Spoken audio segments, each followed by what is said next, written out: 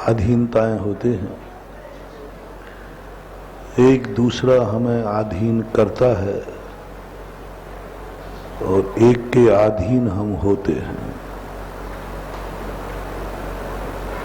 जब कोई हमें अधीन करता है उसे बल का प्रयोग करना पड़ता है, उसे क्रूर होना पड़ता है, उसे सामने वाले अधीनस्थ का सर्वनाश करने का भाव आता है, वो कुचल देता है समस्त प्रकार की स्वाभिमान को और वो दंड और शस्त्र के बल पर अपने अधीन बना लेता है, बन जाता है। भारत देश न जाने कितने बार डंडे के बल पर अधीन हुआ, दूसरों ने गुलाम बनाया। संसार में कितने लोग हैं जो दूसरे के अधीन बन जाते हैं, बनना पड़ता है, क्योंकि वो इतना अपने आप में खूंखार है। हिटलर दूसरों का बंधन स्वीकार करना पड़ता है। सामने वाला तुम्हें कुचलना नहीं चाहता, लेकिन उसे कुचलना पड़ता है। जैसे माँ बेटे को थप्पड़ मारना नहीं पड़ता, मारना नहीं चाहती लेकिन मारना पड़ता है। अपराधी को कुचलना, सामने वाले को हिटलर मत समझना, पापी मत समझना, गलत नहीं है, वो कानून है, न्यायाधीश है, ऑफिसर है, क्योंकि ये सब पापी लोग नहीं हैं, ये हिटलर नहीं है, ये दूसरे को दुख नहीं दे रहे, उन्हें दुखी देना पड़ रहा है। किसान एक बैल के लिए रस्सी बांधता है, ये मत समझना कि वो दुष्ट है, पापी है, हिंसक है, नहीं, वो उद्दंड को कंट्रोल करने का एक विधि है जो ऋषभदेव ने खुद बताई हुई है। जब किसी जानवर को हम बंद कर देते हैं, रस्सी से बांध देते हैं, किसान, वो उसके भले के लिए है, उसके उपकार के लिए, क्योंकि बाहर गुम जाएगा तो ना जाने क्या क्या खा लेगा, मर जाएगा। किसी के खेत में चला जाएगा, वो डंडे मार देगा, कानी हौज में चला जाएगा, इसलिए बांधता है। अपराधी कभी कभी पागल को भी हथकड़ी डालकर कमरे में बंद करना पड़ता है, वो पाप नहीं है। अपराधी को सजा देना पाप नहीं है। अपराधी को यदि कोई दंड मिल रहा है तो बस वो माँ बाप का एक थप्पड़ के समान है जो हमारे हित के लिए है। उससे कभी बचने की चेष्टा मत करना। अपराध करने पर जो दंड देवे उसे निंदा मत करना, उसे कोसना मत, उसकी बुराई मत करना। परसों मैंने प्रवचन में कहा था, सम्यक दृष्टि का लक्षण है, तुमने गुरु बनाया या नहीं, अभी तुम्हारा गुरु बना है कि नहीं। नमोस्तु करने से गुरु नहीं बन जाता, आहार देने से गुरु नहीं बन जाता, जय जयकार करने से गुरु नहीं बन जाता, पैर धो लेने से गुरु नहीं बन जाता, गुरु का नाम अपने साथ लगा देने से गुरु नहीं बन जाता, दीक्षा ले लेने से गुरु नहीं बन जाता। बहुत बड़ी बात एक दिन शायद ध्यान में आई थी, दीक्षा लेने से कोई गुरु नहीं बन जाता। गुरु कब बनता है? जब हमारे अपराध की सजा वो मुझे दे रहा हो, बड़े कठोर बनकर, बड़ा निर्दयी बनकर, बड़े निर्दयी बनकर के सजा दे रहा हो, और उस समय हमारे मुख से निकल जाए, गुरुदेव आपने सजा देकर, मुझे डांटकर, मुझे पापी कहकर मेरे जीवन का उद्धार कर दिया, मैं अपने सच्चे गुरु को प्रणाम करता हूं।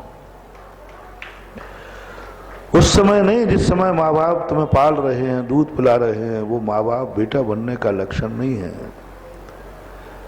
जिस समय माँ ने तलवार खींच ली, बेटा मैं तेरी गर्दन उड़ाता हूं, और तुम कहो माँ मैं चरणों में शीश झुकाता हूं, मुझे सच्ची माँ मिल गई, तब समझना कि माँ है। बेटा को सूली दे रहा है पिता, उस समय तुम्हें आ जाए कि ओहो मैं धन्य हूं, ऐसे पिता का मैं बेटा बना, जिसको न्याय के पक्ष में बेटे का मुंह आड़े नहीं आया। गर्व से कब तुम पिता को पा पाओगे? कब तुम तीर्थंकर जैसे पिता को पाओगे? कब पाओगे ऐसे महान पिता जिनके लिए गर्व होता है? तीर्थंकर जैसे पिता को पा सकते हो, अपन उनके बेटे बन सकते हैं, पर कब? जब पिता हमें सूली चढ़ा रहा हो। कब? अपराध पर, निरपराध पर नहीं। हमने कोई अपराध कर दिया है और अपराध पर जब पिताजी गद्दी पर बैठे, उन्होंने कहा इसको सूली पे चढ़ा दो। उस समय बेटे के मन में भाव आना चाहिए। वो 90% बेटों में आएगा कि पिता ही सरपंच बने हैं, हमारी तो FIR पर FR लग जाएगा, यानी मुझे माफ मिल जाएगा।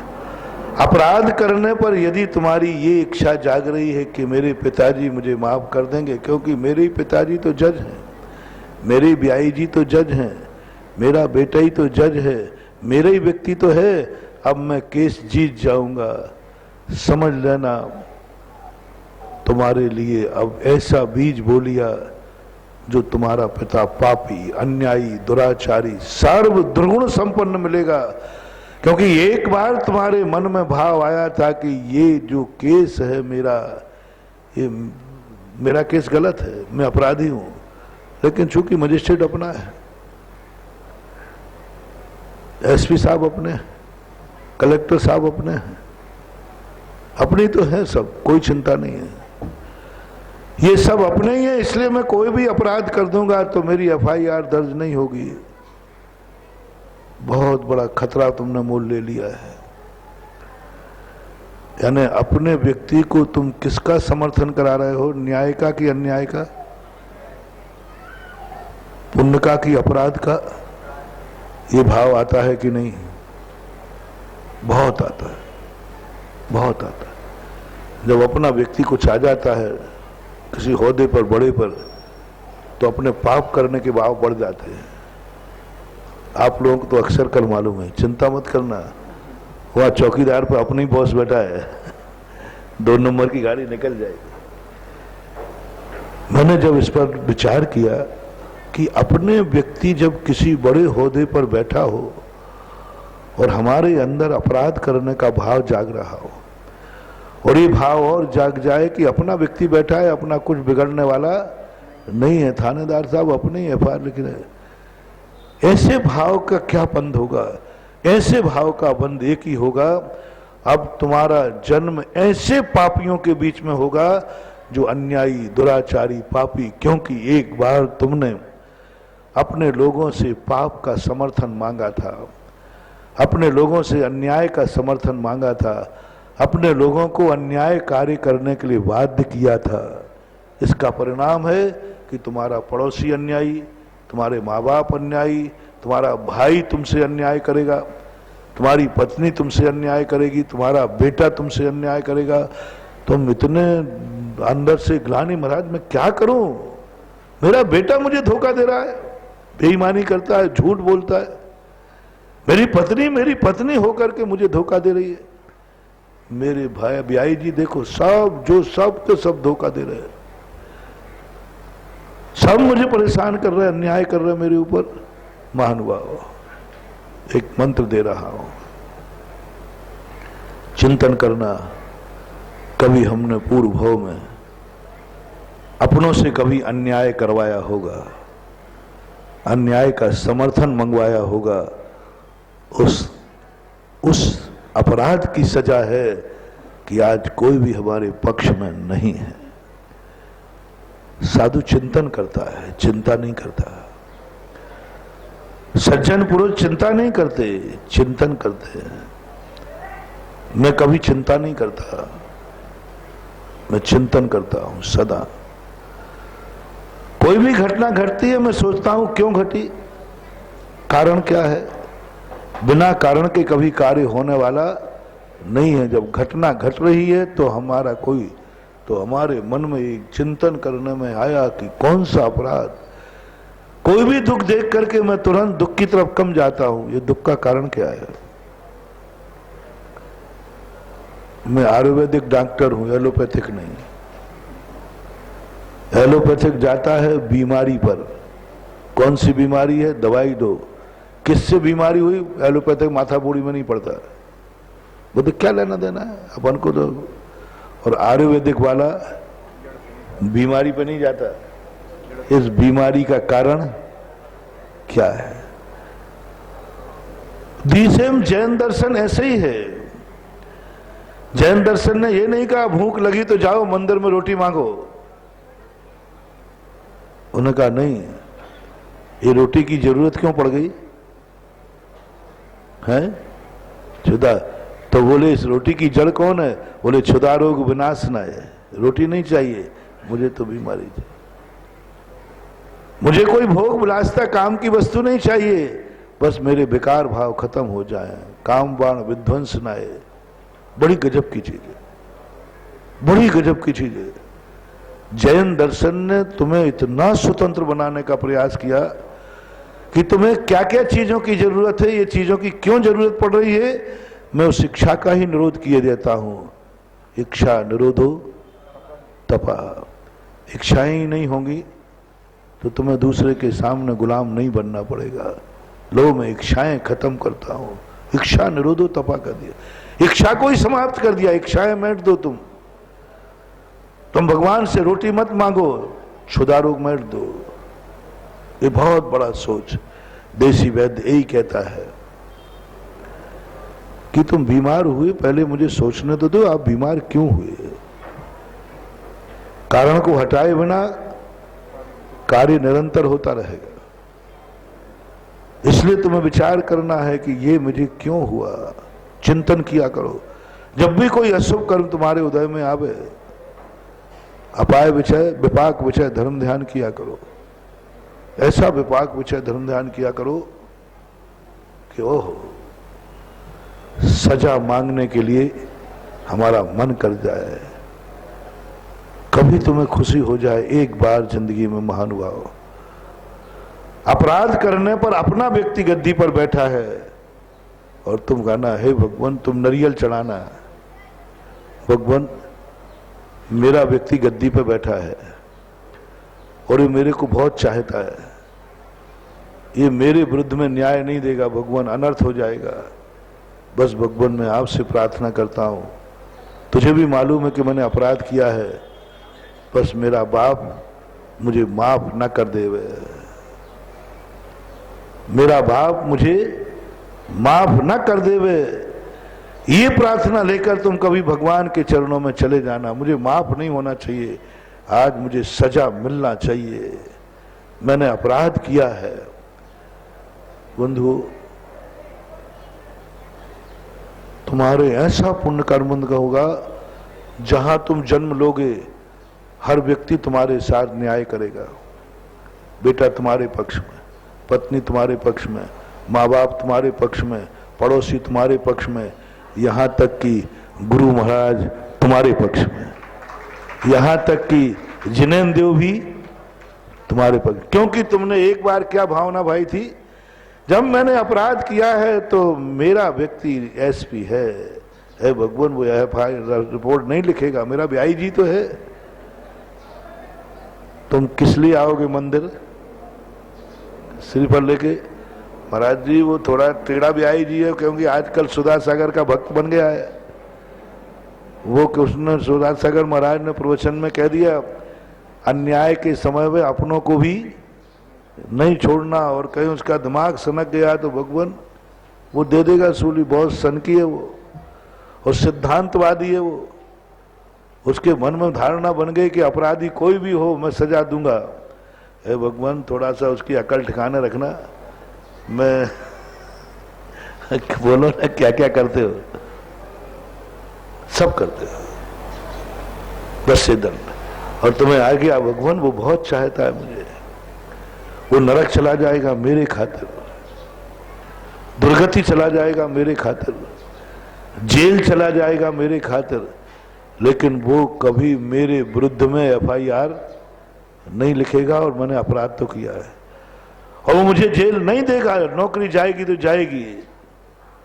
भगवान उसकी बुद्धि पलट देना, मैंने अपराध किया है, वो मुझे सजा दे डाले और कड़ी से कड़ी सजा देवे, बस ऐसा परिणाम तुम्हारा आ गया, जाओ महानुभाव, पवारा हो गई। अपनों से कभी अन्याय के समर्थन की कामना मत करना। किससे? दुश्मन से नहीं, दुश्मन से नहीं। अपने व्यक्ति यदि कोई बड़े ओहदे में हो, चाहे वो भगवान भी क्यों ना हो, भगवान से कभी गलत कार्य के समर्थन का कार्य नहीं करना। गुरु महाराज से भी तुम अन्याय छोड़ो या नहीं छोड़ो, लेकिन गुरु महाराज से कभी अन्याय का समर्थन नहीं कराना, क्योंकि गुरु महाराज, इसी प्रकार तुम्हारा बाप हो, SP हो, कलेक्टर हो, राजा हो, तुमसे नहीं कह रहा हूं अन्याय छोड़ने की, तुमसे नहीं कह रहा हूं कि तुम ईमानदार बन जाओ, तुम तो पूरे बेईमान हो तो बने रहो, कोई बात नहीं। एक बहुत बड़ी कला दे रहा हूं महाराज, देखो हम ईमानदार नहीं बन पाएंगे, आपको हमारी मेजॉरिटी पता नहीं है, हमारे धंधे पता नहीं है, इसमें 2 झूठी बोलना ही पड़ता है। चलो कोई बात नहीं, मैं मालूम, मुझे मालूम है, मैं अपने भक्त को कभी ईमानदार नहीं बनाऊंगा। बस क्या कह दिया मैंने? विशाल से क्या निकल गया मेरे मुंह से? ईमानदार नहीं बनाऊंगा। अब तो खुश हो ना? मैं कभी अपने लोगों को कभी सत्य बोलने का नियम नहीं दूंगा, बस। ठीक? हाँ महाराज, आज बहुत अच्छे लग रहे हो आप। मैं कभी तुम्हें चोरी चपाटी का त्याग नहीं कराऊंगा, परिग्रह का प्रमाण नहीं कराऊंगा, और कुशील आदि का भी तुम्हारे जो इंद्रिय के विषय हैं उन पर भी कोई हस्तक्षेप नहीं करूंगा। चलो बहुत, देखो मैंने कह दिया ना, तुम्हें दूध की थैया। बस एक नियम लेना है, इन सब कार्यों में मैं बड़ों का समर्थन नहीं कराऊंगा, और इनमें सफलता के लिए बड़ों से आशीर्वाद नहीं लूंगा, और इसमें बड़ों को शामिल नहीं करूंगा। बस सवाल इतना सा है। हम बड़ों से अन्याय नहीं चाहो कि मेरा भाई कलेक्टर है, मेरा ब्याई जी कलेक्टर है, वो मेरी गलत फाइल पे पास कर देवे। दुश्मन से करा लेना, सुन रहे हो ना? यदि दुश्मन बैठा हो तो करा लेना। ये देखना कि तुम्हारा परम दुश्मन बैठा है, तो उससे तो लेके दे करके जैसे बने करा लेना, उसके लिए मना नहीं कर रहा हूं। बस इतना देखना, दुश्मन बैठा है तो पास करा लेना, और अपना बैठा है तो अपना बैठा है। और तुम्हारी उल्टी नीति है ना महाराज जी, वो दुश्मन करेगा ही नहीं, लेकिन इस डिपार्टमेंट में अपना व्यक्ति है, वो कोरे कागज पे दस्तखत कर देगा। बस ये जघन्यतम अपराध है, ये है अपनी जिंदगी को बर्बाद करने वाला।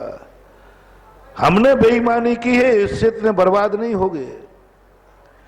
किसी दुश्मन को तुमने बेईमानी करा दी है तो इतने बर्बाद नहीं हो गए, लेकिन कभी तुमने अपने व्यक्ति को बेईमान कार्य कराने का भाव किया है, ये है निधत्त निकाचित, इसको तुम कभी नहीं काट पाओगे, कभी नहीं टाल पाओ, कभी नहीं टलेगा, कभी नहीं टलेगा। अपनों के प्रति तो यही कहना कि नहीं भगवान, ये तो न्याय के भाव करो, हे भगवान ये मेरा व्यक्ति है, मुझे सजा मिलना चाहिए, इसके हाथ से मिलना चाहिए। एक पिता को शास्त्रों में आता है, पिता ने अपने एक अपराध में बेटे को फांसी दी। बेटा हंस रहा है, खुश हो रहा है, नाच गया। सारी दुनिया कहती है कैसा बाप है बेटे तक को बड़ा ईमानदार बनता है, सत्यवादी बनता है। बेटे को भी नहीं बख्शा इसने। और बेटा कहता है मरते समय, बोले अंतिम इच्छा क्या है? बोले मैं अपने पापा के पैर छूना चाहता हूं और भगवान से प्रार्थना करना चाहता हूं कि हे भगवान,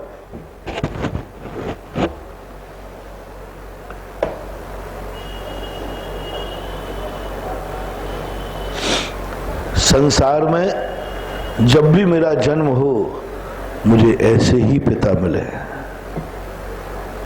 किस पिता के पैर छू रहा है वो?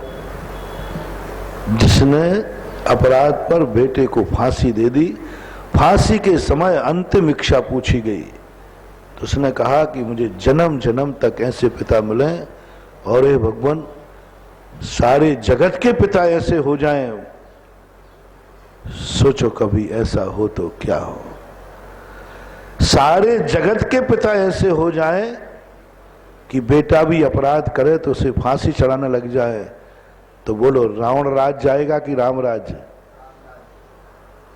जोर से बोलो।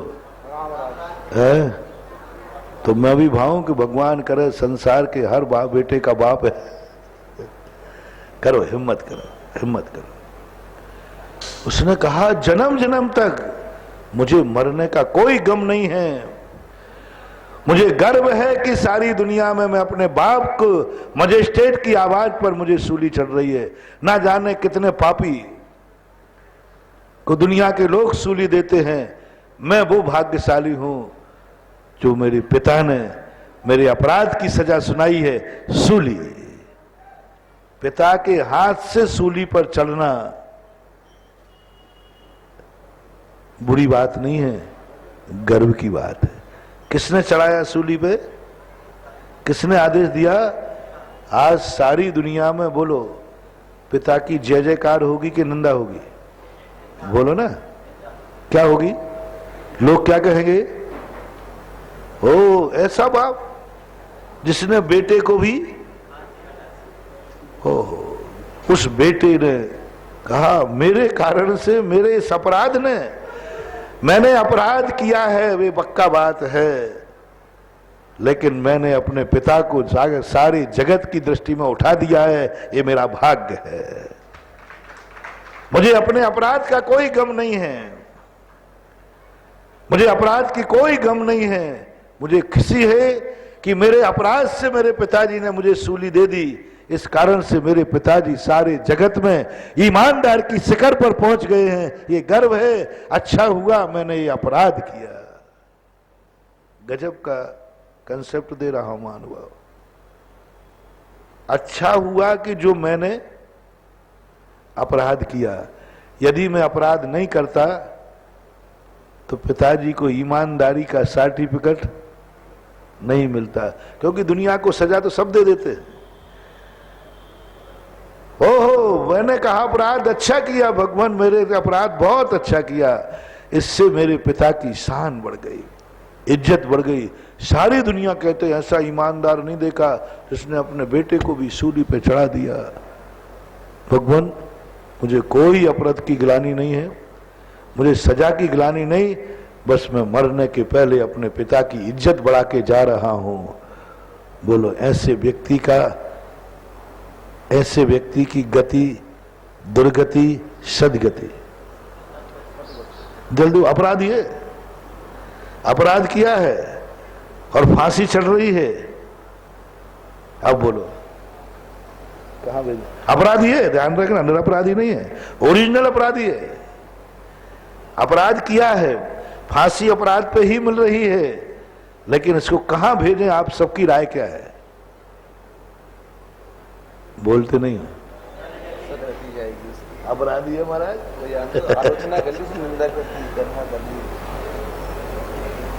क्या बड़ी बात। मैंने ऐसा पिता पाया,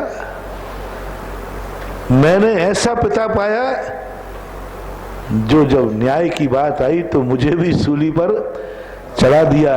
इससे मेरा मस्तक ऊंचा उठा है, मेरा मस्तक झुका नहीं। परसों की प्रवचन की याद रखो, जब गुरु ने प्रायश्चित दिया था तो वह शिष्य अभाग्य मान के गया था कि दुर्भाग्य मान के? बोलो। अभाग्य। आनंद आया, आज गुरु ने मुझे पापी। अरे दुश्मन के मुख से तो पापी दुनिया सुनता है, कभी गुरु के मुख से पापी सुन करके आनंद की लहर दौड़ जाए तो जन्म जन्म के पाप कट जाते हैं। प्रायश्चित को तप में रखा, तप में रखा प्रायश्चित को। गजब अंतरंग तप में।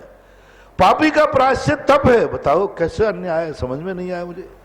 बोलो भैया, प्रायश्चित और पश्चाताप अपराधी को मिलता है कि निरपराधी को? है? अपराधी को मिलता है, अपन सबको मालूम। अपराधी को सजा मिल रही है, सजा काटना भी प्रायश्चित है। ये तो मात जैनियों के अलावा किसी की खोपड़ी में समझ में आएगी ही नहीं। मां जैनियों को अपराधी, अपराध की सजा भोगना भी, अपराध की सजा भोगना भी तप है। तप, तप, वो भी अंतरंग तप। सजा भोगना भी तप। हाँ, कैसे तप? सजा तो सब भोगते हैं, लेकिन फर्क कितना है? एक सजा देने वाले को कोसता है और एक सजा देने वाले को पूछता है। अंतर समझो। एक को सजा दी गई तो वो कोस रहा है, दुष्ट मर जाता कहीं का, मुझे जेल भेजवा दिया। और एक सजा देने वाले को क्या कर रहा है? पूज रहा है। गुरुदेव ने मुझे प्रायश्चित दे करके क्या कर दिया? कृतकृत्य कर दिया। बस इतना ही है। कोसता है वो दुर्गति जाएगा। अपराध दोनों ने बराबर किए, दोनों के अपराधों में कोई अंतर नहीं है। एक अपराध सजा देने वाले को कोस रहा है और एक सजा देने वाले को पूज रहा है। इतना सा अंतर मैं बता रहा हूं। मेरा गुरु है, मुझे बहुत चाहता है, प्यारा है, लेकिन उस दिन सही गुरु माना जाएगा जिन दिन तुम्हें प्रायश्चित मिलने पर भी तुम्हें पूजा का भाव आ जाए, कृतकृत्य का भाव आ जाए, धन्य धन्य का भाव आ जाए। और ये भाव आ गया, महाराज समझते तो नहीं, आचार्य बन गया। जब देखो जब उपवास दे देता है, जब देखो जब मालाएं दे देता है, थोड़ा सा कुछ करो उपवास कर ले। कोई तरीका है क्या? भूखो ही मारना चाहता है, प्राण लेगा प्राण। जब देखो जब प्रायश्चित देता है, जब देखो जब डांटता रहता है, जब देखो जब कुछ। समझ लेना भैया, न तुमने गुरु माना है, न तुम अभी शिष्य बने हो। कठोर से कठोर प्रायश्चित लिखने पर तुम्हारा पूजा का भाव आ जाए, झुकने का भाव आ जाए, और ऐसा भाव आ जाए कि हे भगवान, कब? वो मैंने सजा वाली बताई थी ना, गुरु ने कठोरतम कठोर प्रायश्चित दे दिया है, और तुम्हें भाव आ जाए, हे भगवान, जन्म जन्म तक जब मुझे गुरु मिले तो ऐसा ही गुरु मिले। कौन? जिसने कठोर सजा दी है। कौन पिता चाहिए तुम्हें? कौन पिता चाहिए? जो तुम्हें सूली दे रहा है। राजा है ना, सूली देने वाला पिता कौन चाहता है? वो है सही समर्पण। एक बार एक इंटरव्यू था, तो पुलिस विभाग का इंटरव्यू था, थानेदार वगैरह का। तो बड़े बड़े आईजी, डीआईजी वगैरह सब बैठे थे। तो कई प्रकार के लोग होते। एक आईजी डीआईजी मेरे जैसे नेचर का होगा, तो वो तो ऊट पटांग प्रश्न होते हैं मेरे तक। आज देखो ना, किसको तप की बात बता दी, किसको स्वर्ग भेज दिया? अपराधी को। अपराधी को स्वर्ग भेज दिया मैंने। बताओ, मेरी अदालत देखो, दुनिया तो अपराधी को कहां भेजती है? बोलो भाई, अपराधी कहां जाता है? नरकों में, कर्म सिद्धांत में। अपराधी कहां जाता है? जेल में। और यहां अपराधी जो सजा भोग रहा है, उसको 2 दिन पहले मैंने आचार्य परमेश्वर से नमोस्तु कराया। क्या बात है महानुभाव। एक अपराधी को तो जेल भेजा जाता है, उसका मुंह भी नहीं देखा जाता है, उसकी निंदा की जाती है, जितने बुरे शब्द हो जाता है। और हमारा अपराधी जब सजा भोगने बैठ गया तो सजा देने वाले गुरु ने भी 3 प्रदक्षिणा लगाकर उसको क्या किया? नमोस्तु। कैसी अदालत है जैनियों की? जिसको सजा मिल जाती है, सजा भोग लेता, वो तो निंदनीय है, उसके साथ तो दुर्व्यवहार किया जाता है, सब तरफ से दुर्व्यवहार किया जाता है। और कैसा जैन दर्शन है जो सजा काटने के लिए छत पे खड़ा हो गया, जा तेरी सजा यही है, 48 टेम्परेचर, छत पे खड़ा हो जा। पापी कहीं का, पापी कहीं का, जा सजा दे दी गई। अब जो सजा काट रहा हो, बताओ भैया वो वंदनीय है कि निंदनीय? अपनी भाषा बताओ बने, है निंदनीय। और पुराण शास्त्र देखो, इतना वंदनीय, इतना वंदनीय, इतना वंदनीय, छोटों के द्वारा वंदनीय नहीं, साक्षात आचार्य परमेष्ठी के द्वारा वंदनीय हो गया। और वंदना कर करके उन्होंने अभाग्य माना, आज मैंने ऐसे की। कैसी सजा, कैसा कानून, कैसा धर्म! प्रायश्चित को तप में रख दिया, पापी के प्रायश्चित को। पश्चाताप कर लिया तो तपस्वी हो गया, अपराध किया है तो ऐसे ही कोई होगा। तो एक आईजी ने पूछा, सबसे पूछा, यदि तुम्हारे पिताजी ने अपराध किया हो तो तुम क्या करोगे? प्रैक्टिकल करके बताओ। तो सबने कहा साहब पिताजी हैं तो थोड़ा बहुत तो लिहाजा रखना ही पड़ेगा, क्योंकि उन्होंने मुझे जन्म दिया है। समझाऊंगा पिताजी को, पापा आपको ऐसे नहीं करना चाहिए। समझो। दूसरा आया, तीसरा आया, सबने कहा कि साहब मैं तो माफ नहीं करूंगा, सीधी FIR लिख लूंगा और केस बना दूं। सबने कहा, किसी का सिलेक्शन हुआ ही नहीं। एक व्यक्ति आया, हो सकता है वो मेरी जैसे महाराजों का चेला होगा, और वो आते ही बोले, बोलो तुम्हारे पिताजी यदि गलती करें और वो तुम्हारे सामने खड़े हो तो क्या प्रैक्टिकल करोगे? बोले साहब प्रैक्टिकल बताऊं कि थ्योरी? बोले प्रैक्टिकल बताओ। उसने एक झापड़ IG साहब में दिया जो इंटरव्यू ले रहे थे, ऐसा जोड़ के दिया कि वो कुर्सी से जम के जोड़ के दिया, चक्कर आ गया, गिर गया। सबने कहा ये जेल जाएगा। बोले सर माफ करना, आपने प्रैक्टिकल करने को कहा था, और इस समय आप ही मेरे बाप से सबसे बड़े बाप है। बाप से भी बड़ा कौन है इस समय? इंटरव्यू के समय तुम मेरे बॉस हो, तुम मेरे भगवान हो, तुम तक भी आओगे ना तो मैं ऐसे प्रैक्टिकल करूंगा। और वो बेचारा मजिस्ट्रेट को जो इंटरव्यू ले रहा था, उसे उम्मीद नहीं थी कि कोई गलत नंबर डायल कर लिया, और वो उठ के उठा, उसने तुरंत उसको शाबाश, सिलेक्शन हो गया। यू आर करेक्ट, सही किया है। अब बोलो, थप्पड़ खा करके भी उसका सिलेक्शन हो रहा है। प्रैक्टिकल करना था। उसने कहा कि सब तो चलेगा, मैं भी जाऊंगा, एक बार ये भी तुक्का दे के देख। बहुत बड़ी चीज होती है महानुभाव। अपने जीवन में कभी बड़ों से अपराध की सजा लेने में आनंद मना के देखो। आशीर्वाद तो बहुत ले लिए अपन ने, बहुत आशीर्वाद ले लिए, बड़ों से बहुत प्रशंसा सुन ली। महानुभाव, बहुत करुणा करके कह रहा हूं, परिवार के, माँ बाप के, गार्जियन के, गुरु के, भगवान के अपन ने कितने आशीर्वाद लिए बोलो ना, गिनती नहीं है। मैं भी शामिल हूं।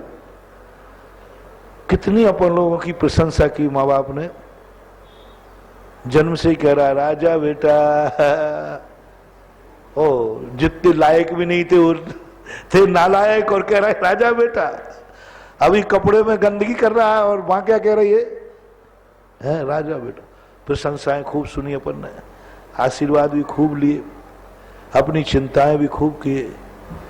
इसलिए अपन माँ बाप से या हम गुरु से खुश हैं, क्योंकि गुरु मेरी प्रशंसा करता है, मुझे आशीर्वाद देता है, पीछे लगाता है, बढ़िया, इसलिए वो मेरा गुरु है ना। ये गुरु की पहचान नहीं है, ये माँ बाप की पहचान नहीं है। ये बेटे की पहचान नहीं है। कब? जब गुरु या माँ बाप गार्जियन कह दे पापी कहीं का, और हाथ नहीं एक लात मारे थप्पड़ नहीं, क्या मारे, एक जम की लात देवे, निकल जा घर से, पापी कहेगा, होता ही नहीं तो। और हम लोगों से गया, मैंने कहां से गलती कर ली, दीक्षा दे करके कहां की बुद्धि मारी गई थी मेरी। और उस समय तुम्हारे मन में इतना आनंद उछल जाए, ओहो मैंने ऐसा बाप पाया, आज पिता मुझे पापी कह रहा है, मेरा जीवन धन्य हो गया। राजा बेटा करने वाले दुर्गति जा सकते हैं। माँ बाप राजा बेटा कहे उस समय तुम आनंद से जाओ तो नरक जा सकते हो, लेकिन पिता पापी कहे और तुम्हें आनंद आ जाए तो मेरी गारंटी है तुम्हारी नरक को त्रियंच गति नहीं हो सकती, पक्का है। क्योंकि तुमने पिता के पापी कहने पर क्या कहा, झुक गए। ओहो पिता धन्य हो गया, आज हुआ धन्य, आज हुआ धन्य। आज पता चला कि मैं तेरा ओरिजिनल बेटा हूं। कब पता चला, बोलो ना जल्दी, कब पता चला? जब पिता ने क्या कहा, पापी कहीं का, दुष्ट। और कोई शब्द लाऊं? महानुभाव करके देखना एक बार, मैंने किया है, प्रैक्टिकल करके देखना, ऐसा आनंद आएगा, ऐसा आनंद आएगा, ऐसा फल मिलेगा, ऐसा फल मिलेगा। तीर्थंकर जैसे तो तुम्हें पिता मिलेंगे और गणधर परमेष्ठी जैसे गुरु मिलेंगे। आओ, गणधर परमेष्ठी जैसे गुरु मिलेंगे, क्योंकि हमने गुरु को कब आनंद पाया, आशीर्वाद के समय नहीं, जिस समय वो मुझे दंड दे रहे थे, प्रायश्चित दे रहे थे, तब मैं उपकार से भर रहा था। जाओ, गणधर परमेष्ठी का निमंत्रण हो गया। अब कोई छोटे मोटे तेरे गुरु बनने लायक नहीं है, छोटे मोटे महाराज गुरु नहीं बनेंगे। अब सबसे बड़े महाराज कौन है? गणधर परमेष्ठी हैं, मुनियों के आचार्यों, वो गुरु मिलेंगे डायरेक्ट, क्योंकि तूने आनंद मना लिया। इसलिए महानुभाव मैं कहता हूं, अपराध करने पर यदि मुझे बनाना, अपराध नहीं करने पर जो व्यक्ति दुनिया को अपना गुलाम बनाता है, दास बनाता है, दुख देता है, पापी दुष्टि कहता है, ऐसे कहता है, तो वो तो महान पापी है, निकृष्ट है, उसकी तो जितनी निंदा करना निंदा करना। लेकिन मैं दूसरे व्यक्ति की कह रहा हूं, अपने से अपराध होने पर वो मुझे पापी कहता है, गुलाम बनाता है, दास बनाता है, हमें कष्ट देता है, उसको पापी मत कहना, उसको उपकारी कहना। उसमें से बड़ा और हो तो महाउपकारी कहना, उसमें से अपना और हो तो महाउपकारी कहना। तीसरा व्यक्ति वह है जो ना तुम्हारे अपराधों को सजा देना चाहता है, ना तुम्हें अपना दास बनाना चाहता है, फिर भी दुनिया कह रही है कि इसकी दासता स्वीकार कर ले, को नहीं बनाना चाहता, इसकी अधीनता स्वीकार कर ले, इसके चरण धो करके माथे से लगा ले, इसके चरणों की धूल बन जा, इसके पीछे चलने के लिए बाध्य हो जा, इसका ऐसा गुलाम बन जा कि ये जो कहे वही करना है, उसके अलावा कुछ नहीं करना। जो कहे यही करना है। सामने वाला दास नहीं बना रहा, वो कहता मुझे कोई जरूरत नहीं, मुझे किसी की कोई जरूरत नहीं, मैं किसी को अपना दास नहीं बनाऊंगा, मैं किसी से अपनी सेवा नहीं कराऊंगा, मैं किसी को अपने से छोटा नहीं मानूंगा, मैं किसी को भी किसी भी प्रकार से अपना सम्मान नहीं कराऊंगा, नमोस्तु भी नहीं कराऊंगा। नहीं करेगा तो नाराज नहीं होगा। मैं जय जिनेंद्र भी नहीं कराऊंगा। मैं उच्च आसन पर भी नहीं बैठूंगा, किसी को नीची आसन पर नहीं बैठा लूंगा। मेरे मन में कोई भाव नहीं, बल्कि मुझे तो सब ऐसे दिख रहे हैं कि सब मेरे ही समान तो हैं, सब मेरे ही समान तो हैं। मैं इनको भक्त क्या बनाऊं? मुझे तो भगवान आत्मा दिख रही है। मैं इनको क्या अपना दास बनाऊं? ये तो भगवान बनने की योग्यता रखते हैं। मैं क्या बनाऊं? मैं नहीं, मेरे मन में नहीं, बस इसी का नाम है समय सार, ज्ञायक स्वभाव, शुद्ध निश्चय में। बड़ी गजब की बात है। दुनिया में ऐसे लोग हैं जो कहते मैं तो सब मुझे भगवान दिख रहे हैं, कोई नहीं दिख रहा है मुझे पापी, कोई नहीं दिख रहा है मुझे संसारी, कोई नहीं दिख रहा है मुझे कर्मों से लिप्त। मुझे तो क्या दिख रहा है? शब्बे शुद्धाहु, सब सिद्ध परमेष्ठी। नहीं नहीं, आप भूल रहे हो, सिद्ध परमेष्ठी तो सिद्धालय में बैठा है। वो महान आत्मा कहते हैं नहीं, सिद्ध परमेष्ठी तो मेरे पंडाल में बैठे हैं। जहां नजर उठाओ, यहां वहां, जहां तहां, जहां देखो वहां वहां हमारे सिद्ध भगवान बैठे हैं। अंतर की बात, अंदर की बात, अंदर की बात।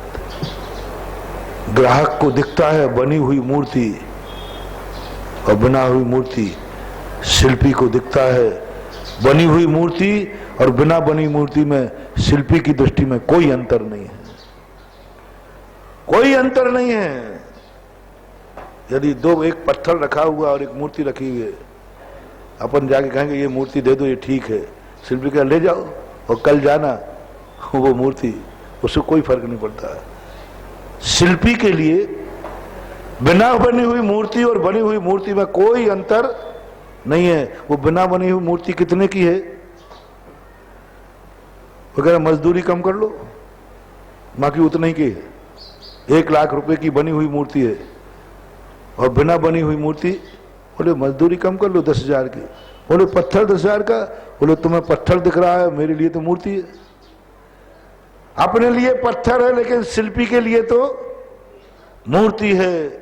वो दोनों में एक भाव देखता है, एक रेट देखता है, उसे कोई भेद नहीं आता।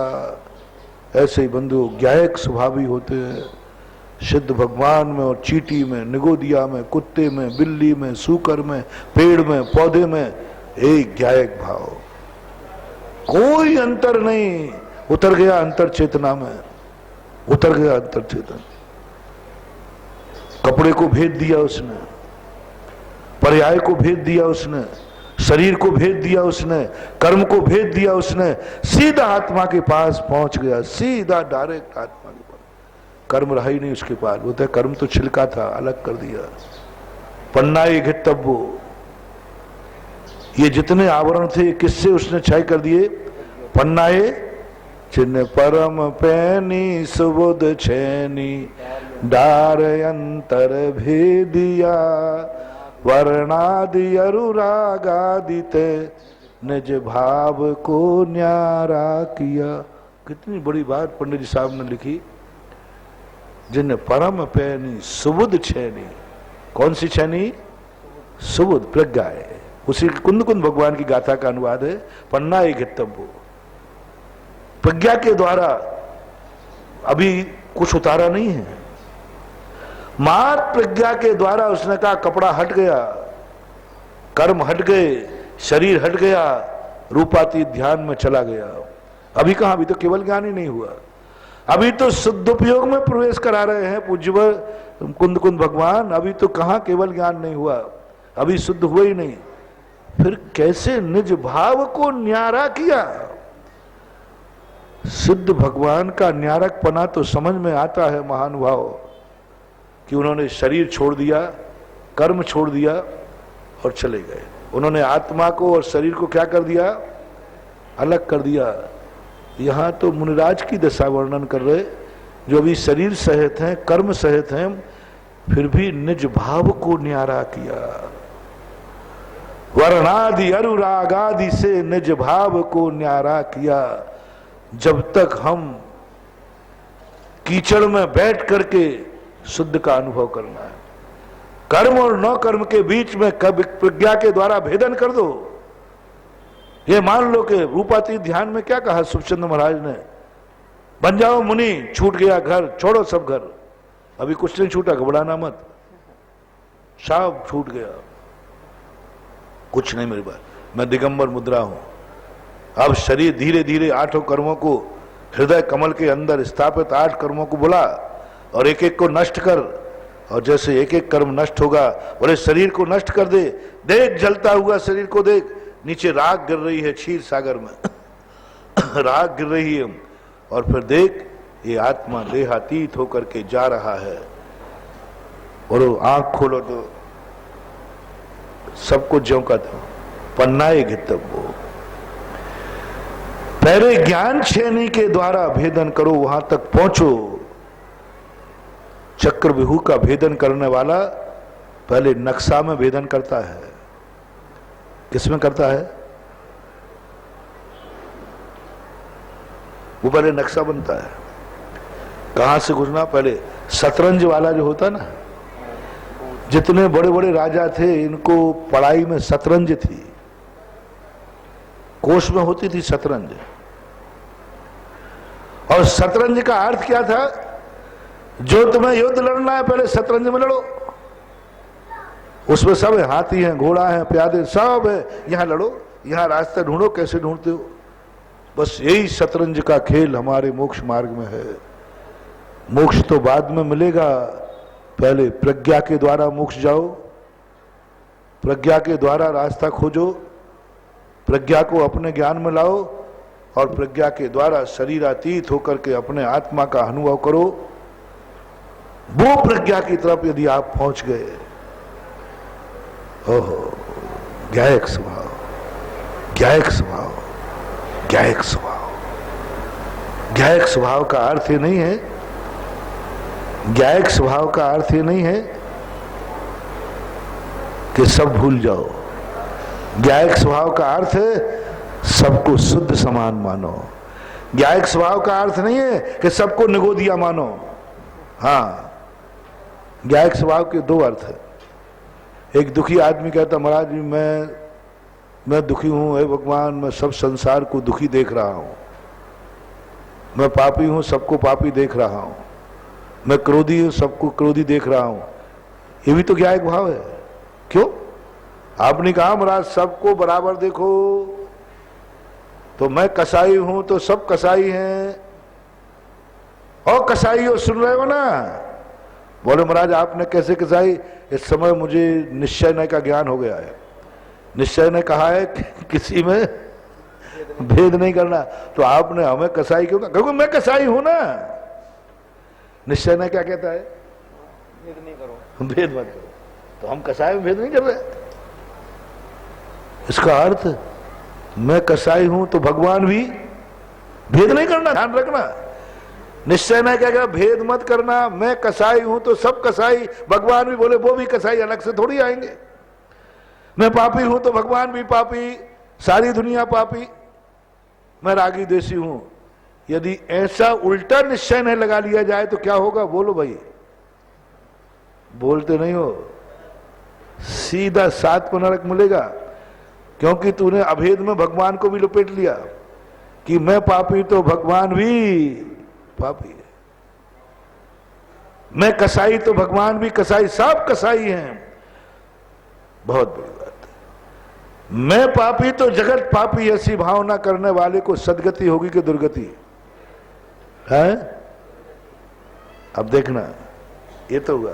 अब निश्चय ना, जो जैनागम का है, मैं शुद्ध आत्मा हूं तो बोलो ना, जगत भी शुद्ध आत्मा। मैं पुण्यात्मा हूं तो जगत भी पुण्यात्मा। भगवान कहता है मैं जैसा हूं मुझे हर आत्मा वैसी ही दिख रही है।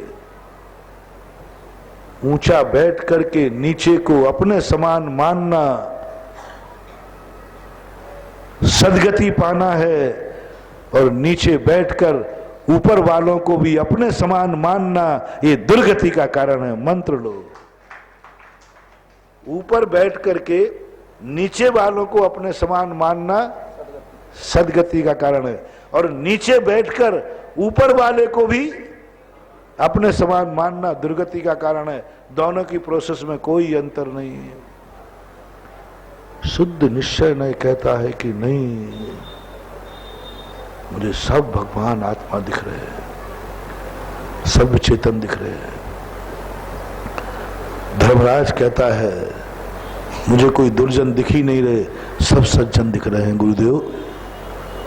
दोनों में कोई अंतर नहीं था। दुर्योधन को सारी दुनिया दुर्जन दिख रही थी। सारे जगत में घूमने गया दुर्योधन, उसको सब क्या दिखे? दुर्जन। उसी दुनिया को धर्मराज ने खोजा तो सारी दुनिया क्या दिखी?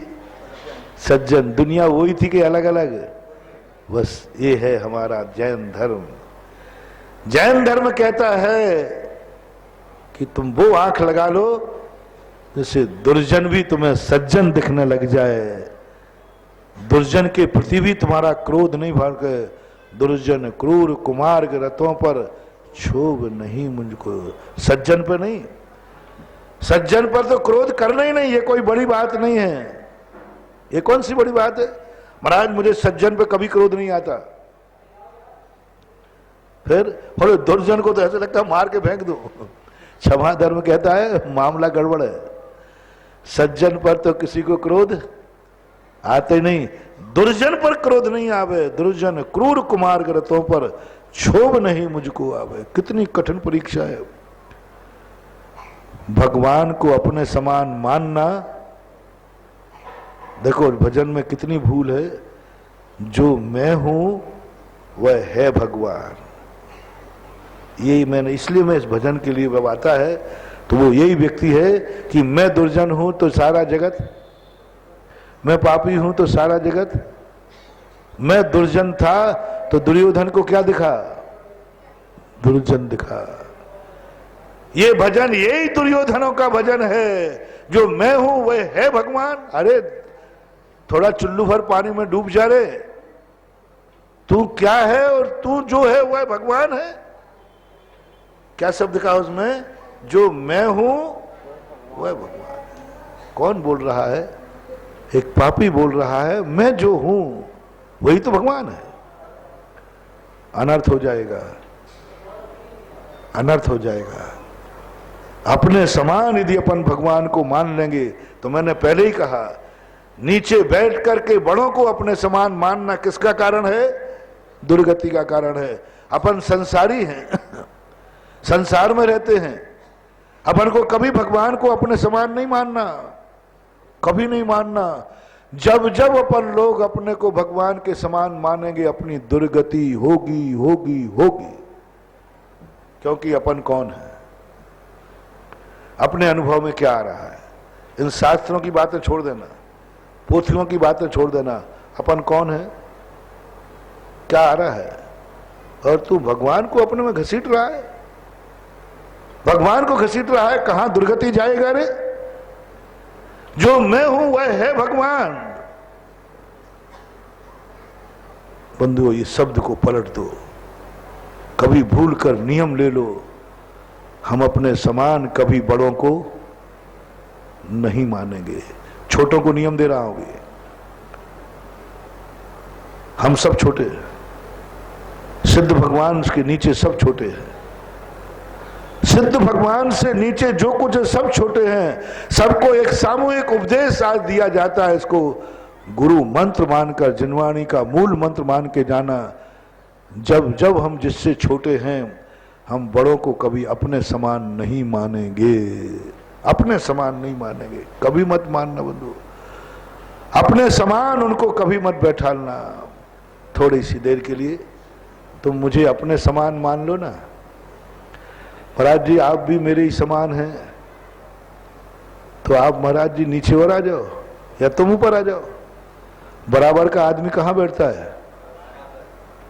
बराबर बैठता है। सीधे जाओगे पृथ्वी फटेगी, यही ध्यान रखना। हाँ, 19 तारीख भी नहीं देख पाओगे। कितनी बड़ी उद्दंडता।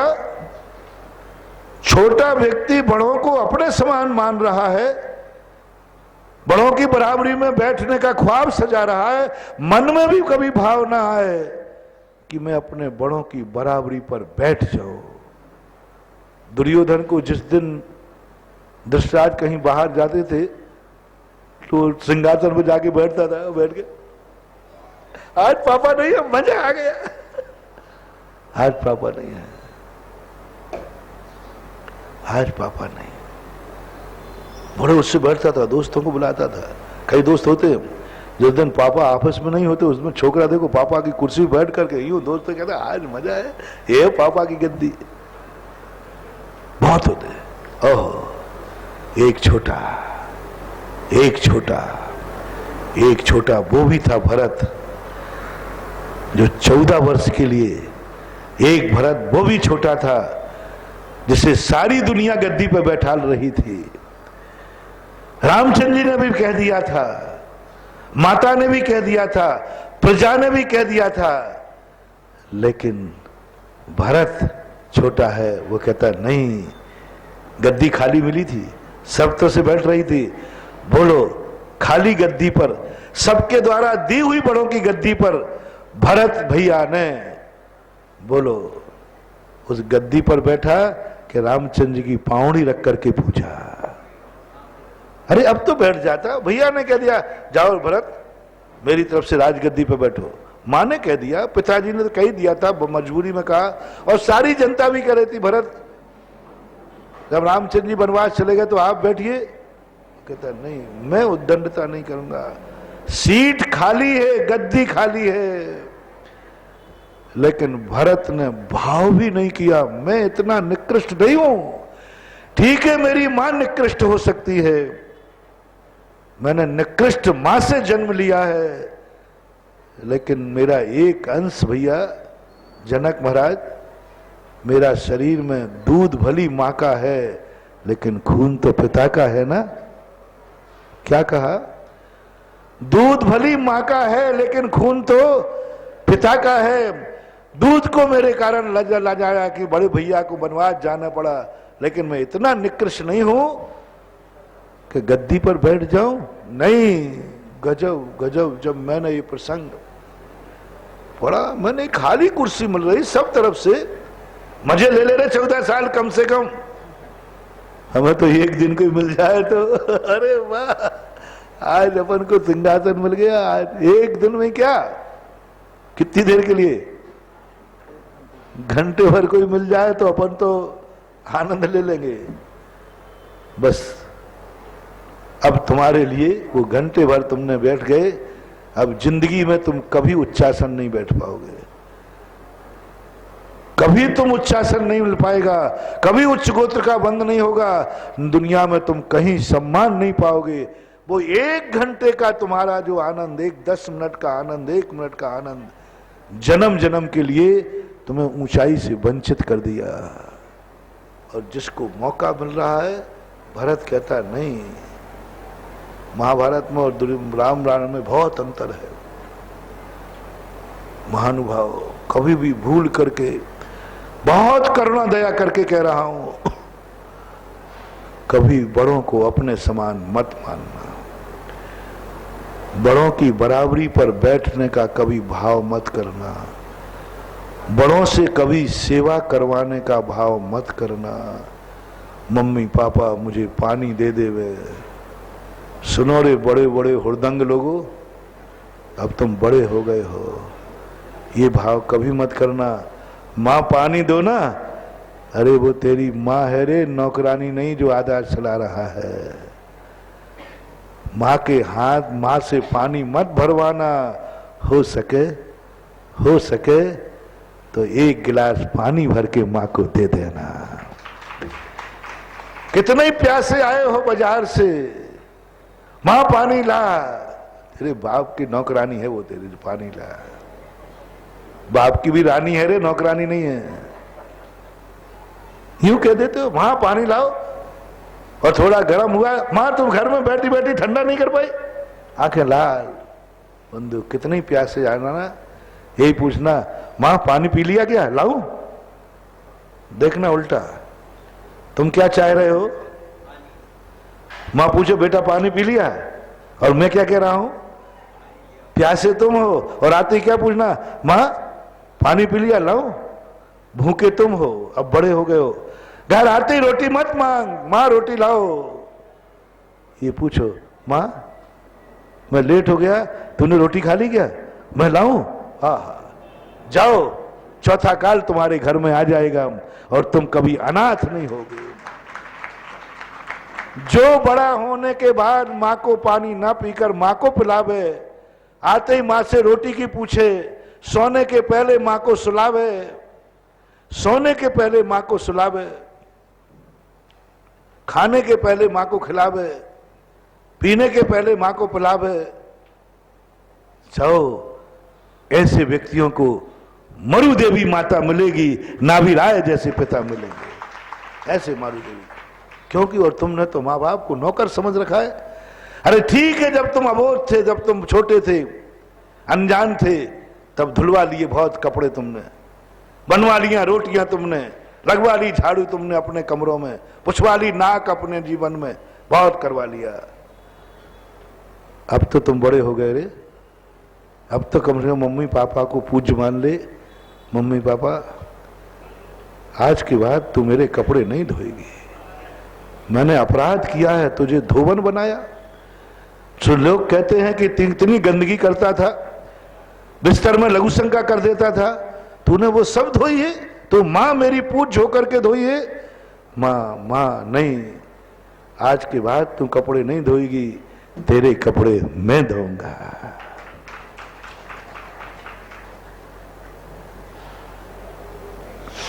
मेरा मन है एक, मेरे भक्तों से मेरा आग्रह है,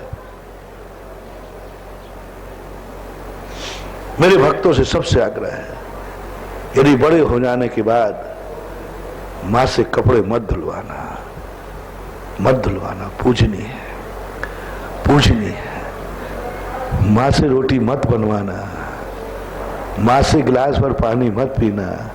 बस क्या करना है, क्या करना है बोलो ना, मां के कपड़े,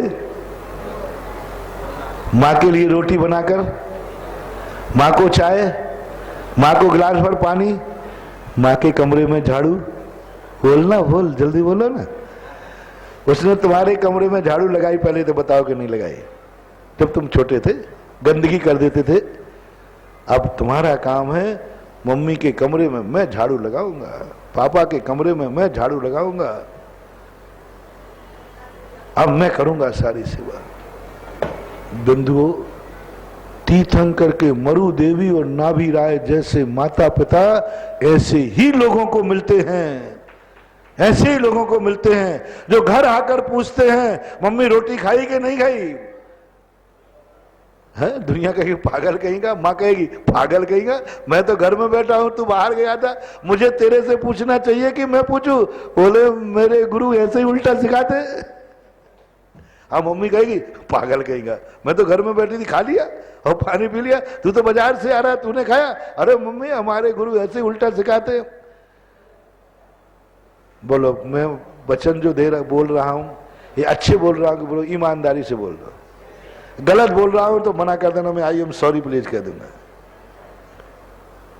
तुम्हारे पे नहीं, मैं अपने पे भी घटा रहा हूं। एक नियम अपने घरों में चलना चाहिए। बहुत धो लिए माँ तूने कपड़े, बहुत बन गई रसोईयन तू, बहुत बन गई, अब तो मैं बनूंगा तेरा। अब देखना, माँ से अपनी सेवा कराना और माँ की सेवा करना, अब बोलना सही बताना, पुण्य कौन सा है? बोलो ना जल्दी।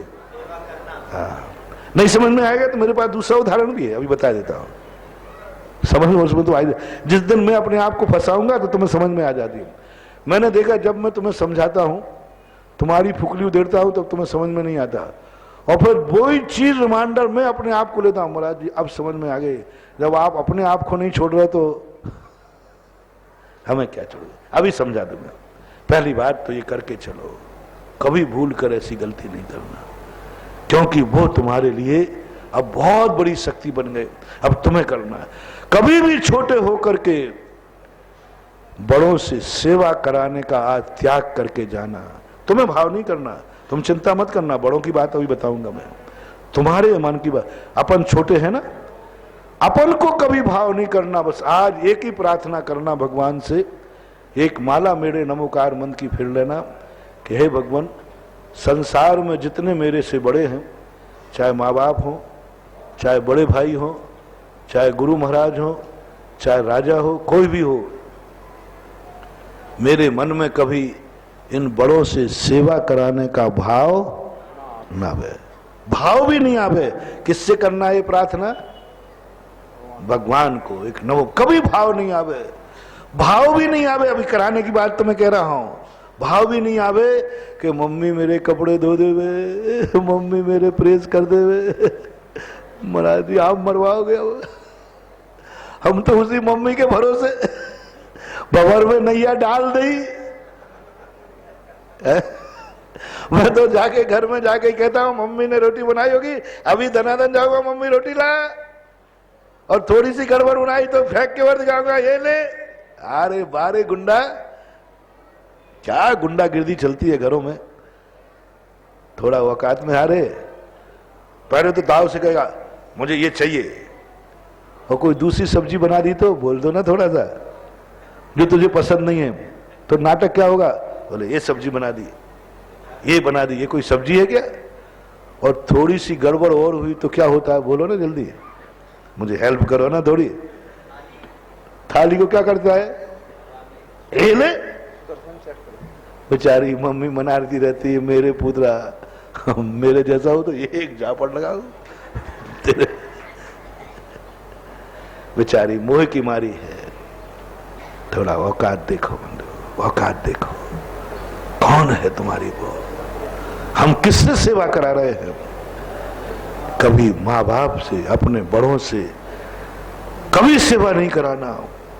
और भगवान से कहो भगवान मेरी जिंदगी में कभी ऐसा भाव न, ऐसा दिन नहीं आ जाए जो मेरी सेवा माँ बाप को करना पड़े। बस एक आशीर्वाद दो कि मेरे जब तक घट में प्राण है मैं सदा अपने से बड़ों की सेवा करता रहूं,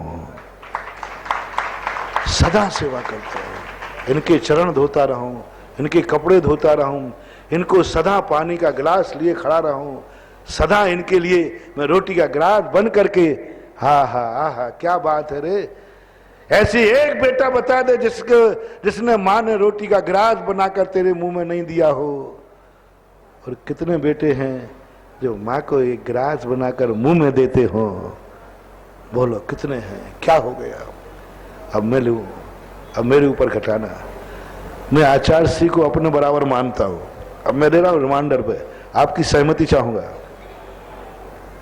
मैं जो हूं वह है गुरुदेव, आचार्य श्री मेरे बराबर के। महाराज लोग आज हमें थोड़ा भेद विज्ञान जाग गया, नहीं मानेंगे। आचार्य श्री मेरे बराबर हैं,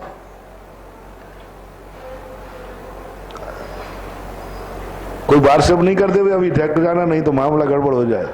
हाँ नहीं तो आचार्य श्री में और मेरे में कोई अंतर नहीं है, वो मेरे बराबर है। निश्चय ने कहता है बराबर मानो बड़ों को, बड़े और छोटे में क्या भेद है। इसी समय हमारा ऐसा निधत्त निकाचित कर्मबंध होगा कि हम मुनि पद पर भी नहीं टिक पाएंगे। ऐसा कर्म का बंध होगा। किसको तूने अपने बराबर मान रहा है? किसको? गुरुदेव को। हे भगवान एक बार तो आचार्य श्री मेरी सेवा कर देवे। हाँ हे भगवान एक आध बार तो आचार्य मेरा सिर दबा देवे और मेरे पैर दबा देवे एक बार आचार्य श्री, मजा आ जाएगा। अब देख लो हम तुम्हें बहुत गलत बोल रहा हूं, अब तुम्हें गुस्सा कितना आ रहा है ये बोल रहा हूं। मैं बोल रहा हूँ हे भगवान आचार्य श्री एक आध दिन मेरे पैर दबा में, बेटा थक गया है, विहार हो गया, विहार करके आया ना, थक गया। ऐसी मेरी भावना है। और आचार्य श्री हमारी खूब सेवा करे, खूब सेवा करे, ऐसी मेरी भावना है। अब उत्तर सुनने की अपेक्षा कर रहा हूं। चेहरा क्यों उतर रहा है? मेरी बारी आई तो नानी क्यों मर रही है? बोलो कैसा कर रहा, क्या बोल रहा हूं मैं? ये ठीक है तो फिर आचार्य की बात समाचार भेजो, मैं तो भेज दूंगा, मुझे कुछ नहीं, मैं तुम्हारे दस्तखत करवा के भेजूंगा। कि इन सब ने दस्तखत किए हैं कि हाँ मरा, ठीक है, आप बड़े भाग्यवान कहलाएंगे। ओ हो, और मेरा स्टेटस कितना बढ़ जाएगा। सुधा सागर वो चीज है जिसके गुरु भी पैर दबाते हैं, गुरु भी सेवा करते हैं। अपन वीडियो बनवाएंगे और फिर वो कह रहे कम समय फैलाएंगे। क्या समझते हो सुधा सागर को कोई छोटी मोटी हस्ती नहीं है? श्रीपाल क्या समझते हो? फिर दुनिया से कहना सुधा सागर वो हस्ती है जिसके आचार्य विद्यासागर भी पैर दबाते हैं, सेवा करते हैं। हाँ बेटा तुम भी जाओगे नीचे और मैं भी जाऊंगा। दोनों नीचे जाएं। कैसा लगा शब्द बोलो? मैंने कठोर शब्द बोला जो मैंने कभी स्वप्न में भी नहीं सोचा, लेकिन कभी कभी तुम्हें समझाने के लिए शब्द बोल रहा हूं, समझाने के बोल रहा हूं। बोलो कैसा लगा है? बोलो ना महिलाओं, बुरा लगा कि अच्छा?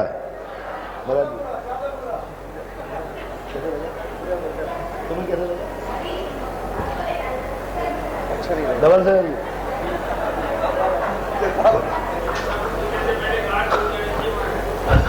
वो कह रहे कान बंद कर लेता पहले से मालूम होता तो। लो तुम सबको बुरा लगा, मुझे इतना बुरा लगा कि ये शब्द निकालने के पहले मेरे जिह्वा के 1000 टुकड़े क्यों नहीं हो गए? ये शब्द निकालने के पहले मेरे जिह्वा के 1000 टुकड़े क्यों नहीं हो गए? मेरा मन में ये भाव आया कैसे? अब तो आपको समझ में आई ना? मैंने ये उदाहरण किस लिए दिया कि तुम्हारी रगों पर मैं प्रहार करूं। बस बस महानुभाव, जैसे आज मैंने गुरु से सेवा का भाव किया, ऐसे ही आप लोग अपनी जिंदगी में कभी भी ध्यान रखना, अपने से बड़ों से कभी सेवा कराने का भाव नहीं करना, स्वप्न में भी भाव नहीं लाना। और वे सेवा नहीं करे तो खुशी मनाना कि मैंने कितना पुण्य किया है कि बड़ों की सेवा करने का मौका ही नहीं। छोटों से नहीं कर रहा हूं, छोटों से खूब कर रहा हूं, बड़ों से कर रहा हूं। इसलिए निश्चय नए छोटों के लिए नहीं है। सुन रहे ना? निश्चय नए छोटों के लिए नहीं है कि छोटे बड़ों को अपने समान माने। निश्चय नए किन के लिए है? बड़ों को। अब अपन बड़ों पे आते हैं, अपना थोड़ा सा टाइम है, अब अपन बड़े पे आते हैं। अब देखना, यदि बड़े आदमी छोटे को अपने बराबरी पर बैठा लेवे तो उनकी महानता बढ़ेगी कि घटेगी? दोनों में अंतर समझना। छोटा आदमी बड़े आदमी के बराबर पर बैठ जाए तो छोटे की महानता बढ़ेगी कि घटेगी? बढ़ेगी। छोटा आदमी यदि बड़े के बराबर पर बैठ जाए तो छोटे की महानता बढ़ेगी कि घटेगी? घटेगी। और बड़ा आदमी छोटे को अपनी बराबरी पर बैठा लेवे तो उसकी महानता बढ़ेगी कि घटेगी? बढ़ेगी। बस निश्चय नय किसको है? बड़े आदमी को। बहुत अच्छा उदाहरण समझा दिया हम। निश्चय नय बड़े आदमी के पास है। बड़ा आदमी चींटी को भी कहता, हाँ चींटी मेरे बराबरी में बैठ, तुम भी भगवान जैसी शक्ति। चींटी न कह दे भगवान तुम मेरे बराबर हो, भगवान कहे ये चींटी मेरे बराबर है, तो भगवान का पद बढ़ जाएगा। पिता कहे बेटा कहां बैठ रहा है, आजकल तू बराबरी का हो गया, कहां बैठता बाजू स्टूल में, यहां बैठ, मैं उठ के जा रहा हूं। पापा पापा, अरे पापा पापा करता है, अब पप्पू थोड़ी है तू। अब पप्पू थोड़ी है, तू भी पापा बन गया, बैठ इस पे। एक बेटा बैठ रहा है और एक बाप। अपनी भारतीय संस्कृति क्या है? 5-7 संस्कृति बाप को उतार करके गद्दी पर बैठती है, और हमारी भारतीय संस्कृति पिता बुला करके राज तिलक करके बैठालता है। क्या आनंद है। बड़ा जब तुम्हारी सेवा करने आ जाए, ओहो, देखना छोटे ने बड़ों से सेवा करवा ली, दुर्गति है, और बड़े ने छोटे की सेवा कर दी, बड़ा होकर के, और आकर कहा अच्छा इसको तकलीफ है। मैं क्या कहूं, मेरे गुरुदेव को सन 1980 की घटना है, पैर में कांटा लग गया। अब बहुत जोर से काटा। अब मैं नाम मत पूछना, मैं था कि कोई था, मैं इतनी धृष्टता नहीं करूंगा, बस इतना बताऊंगा क्षुल्लक था। अभी मुझ मत पूछना महाराज तुम थे कि नहीं, मैं अपने मुंह से नहीं कहूंगा, क्षुल्लक था। बहुत देर से कांटा निकाल रहे थे, सब महाराज लोग निकल नहीं रहा था। आचार्य श्री को पता चला, उनका यहां बुलाओ। कांटा बहुत तेज था, बोले नहीं नहीं नहीं बुलाओ। वो आकर के, ओहो क्या महानुभाव, क्या कहूं मैं शब्द।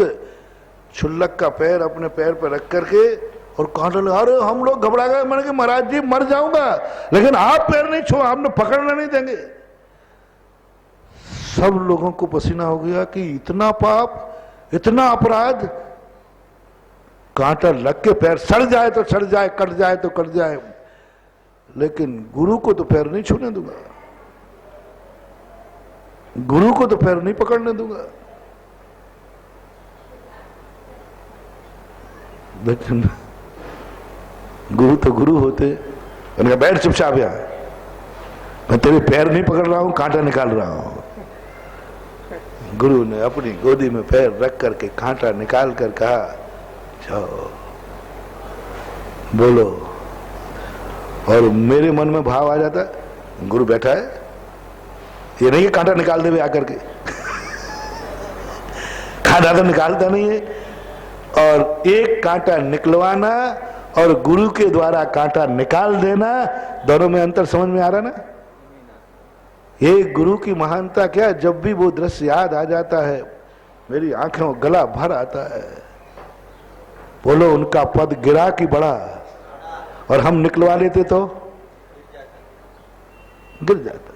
बस ये परिणाम लाओ, बड़ों के लिए इतना अधिकार दे दो, इतना। इसलिए समय सार ने कहा कि वे महामुनिराज, वे परम पैनी सुबुद शैनी डार अंतर भेदिया, ऐसे लोग अब निश्चय नय का आलम्बन ले लो और निश्चय नय की चश्मा से सारी दुनिया को देखो, निश्चय नय की सारी दुनिया से देखो, फिर तुम्हें लगेगा चींटी भी मेरे समान है।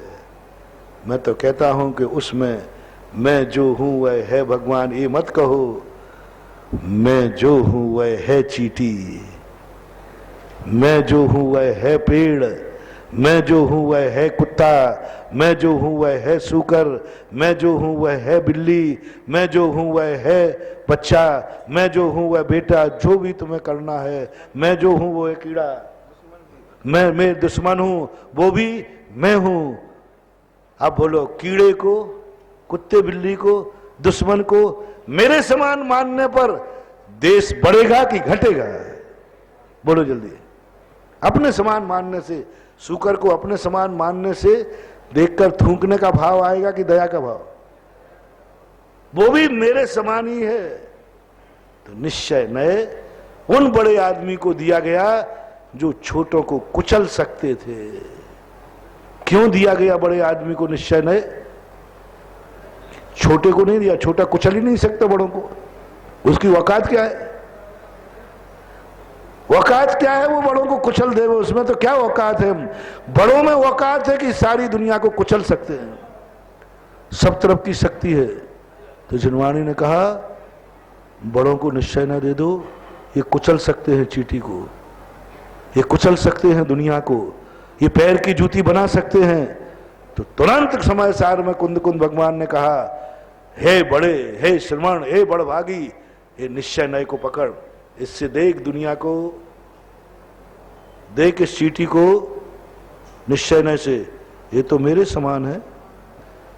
देख सारी दुनिया को, ये तो मेरे समान है। और देख दुनिया को, मैं भगवान के समान हूं। अंतर देखो ना, अंतर समझना, ये भी देख सकते हो। चींटी मेरे समान है, जब छोटी चींटी को आप बड़े थे अपने समान बना लिया, तो आप कहो मैं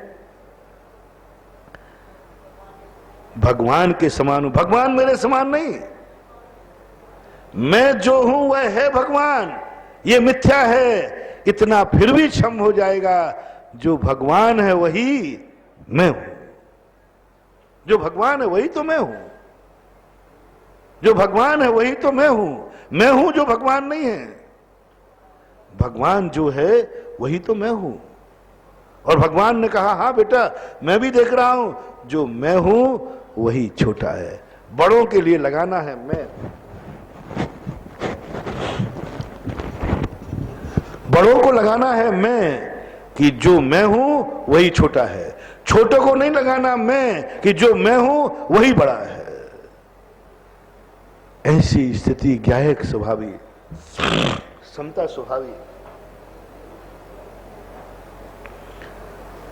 कभी तुम्हें मिल जाए जिनका भाव नहीं है, जो देख रहे हैं सबको भगवान आत्मा, देख रहे हैं सबको अपने बराबरी में, बिल्कुल अपने स्तब्ध नहीं। हे भगवान कोई मेरा भक्त न बने। तुम्हें नहीं सोचना है, मुझे सोचना है। हे भगवान मेरा कोई चेला नहीं बने।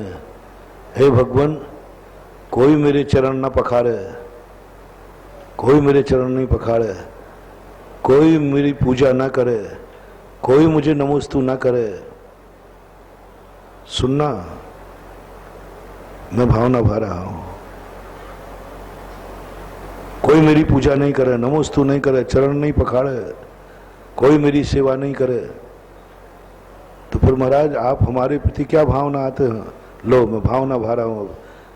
कोई मेरे चरण नहीं पखाड़े, सभी के चरण मेरे जैसे पावन हो जाएं। अंतर समझना, आप जो की सहमति हो शेयर करना। एक और मैं भावना भा रहा हूं कि ये सारे मेरे भक्त मेरे चरण पखारें, मेरा गंदोदक घर ले जाएं, अपने जीवन को धन्य करें। एक भावना।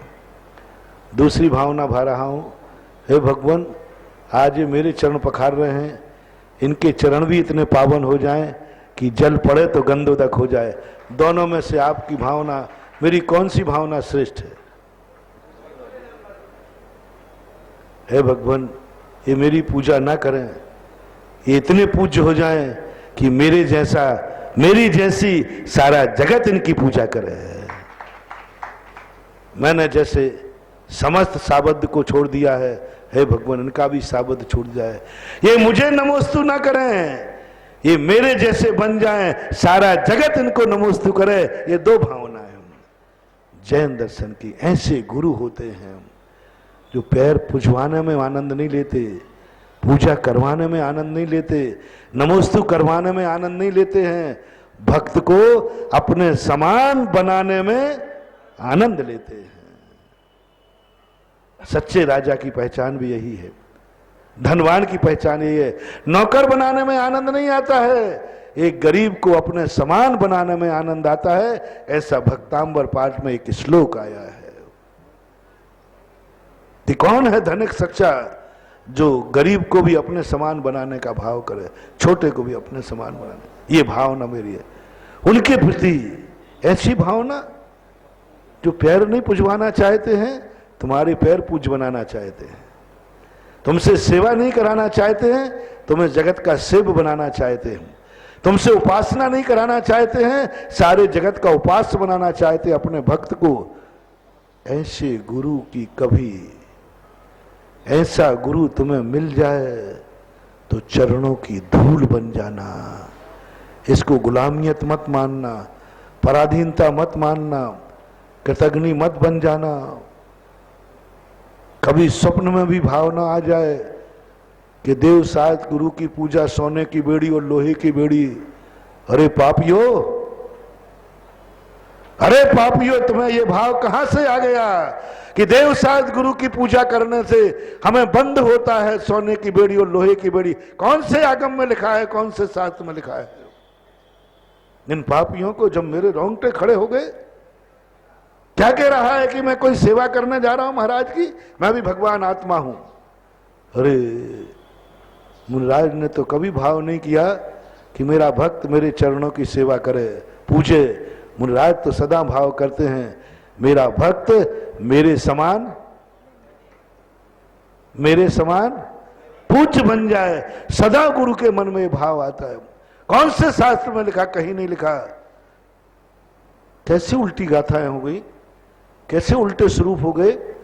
देव शायद गुरु की भक्ति करने में, देव शायद गुरु को आहार पूजा करने में, उनका अभिषेक करने में, उनकी माला फेरने में पुण्य का बंद, सोने की बेड़ी। हो अज्ञानियों, बेड़ी तो अपराधी को डलती है।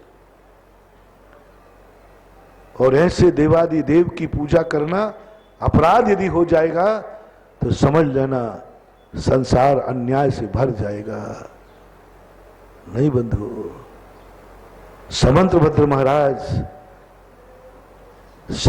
महाराज तुम्हें देव साध गुरु के पास भेज रहे हैं, जेल में नहीं भेज रहे हैं, जेल में नहीं भेज रहे हैं। देवसाद गुरु कोई ऐसा नहीं कर रहे हैं कि तुम सोने की बेड़ी से बंधोगे। समंतभद्र महाराज को चाहे सोने से बांधो चाहे लोहे से बांधो, बंधना इष्ट है ही नहीं, बंधना इष्ट है ही नहीं।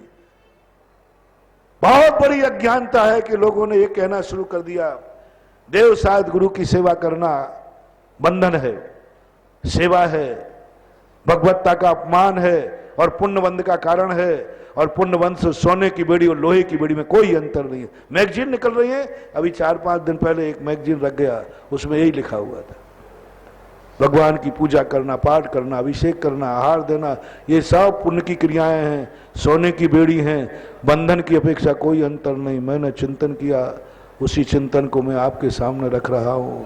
मैंने कि वो अज्ञानियों,